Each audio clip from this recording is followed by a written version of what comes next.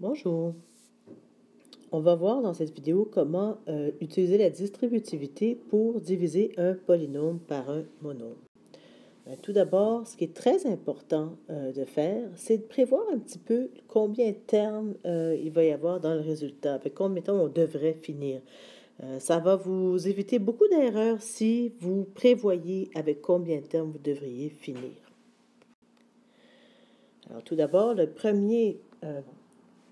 première division implique 1, 2, 3 termes. Dans la parenthèse, on a 3 termes divisés par un monôme. On devrait finir avec 3 termes. Quant au deuxième exemple, on a 1, 2 termes qui sont divisés par un terme, 2 divisé par 1. On devrait finir avec 2 termes. On commence avec le premier exemple.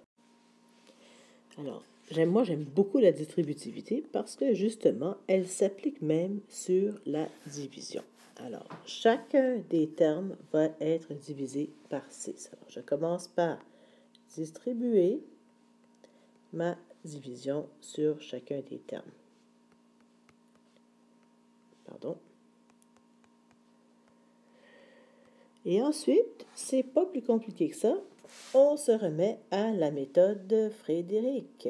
Alors, fraction, développer les exponentiations, puis là, je le mets en parenthèse pour signifier s'il y a lieu. Des fois, il n'y a pas lieu. Et enfin, réduire. Allons-y. 24x sur 6 moins 18y sur 6 plus 12 sur 6. Est-ce qu'il y a des développements à faire, des exponentiations à développer? Non, il n'y en a pas. On s'en va directement à la phase de réduction.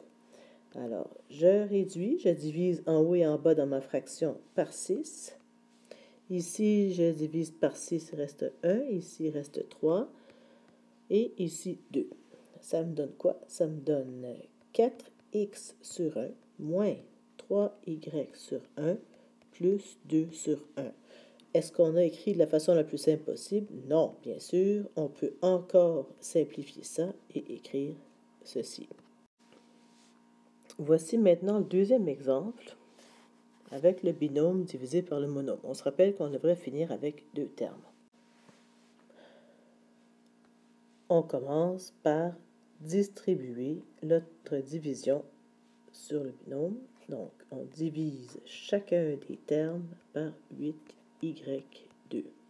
48y4 divisé par 8y2. Ensuite, on va poser la division sous forme de fraction pour chacune des divisions. Alors, 16x2 y3 sur 8y2 moins 48y4 sur 8y2. Là, cette fois, je crois qu'on peut développer notre exponentiation. Allons-y. 16x2, c'est x fois x. y3, c'est y fois y fois y. Le tout sur 8, y, moins 48 y sur 8 y. Oui, je sais que c'est long à faire, mais ça va éviter bien des erreurs. Ensuite, on va réduire les nombres. Puisqu'il n'y a pas de signe à réduire, je réduis tout de suite les nombres. J'ai 1 et 2.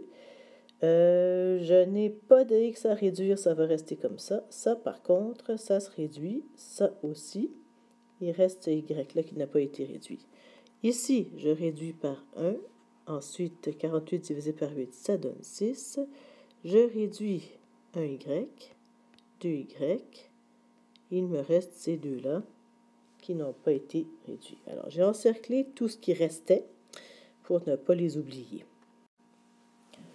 En fin de compte, ce qui nous reste dans cette fraction, c'est 2x2y sur 1, on ne l'écrira pas, moins, ici, 6, y2 sur 1.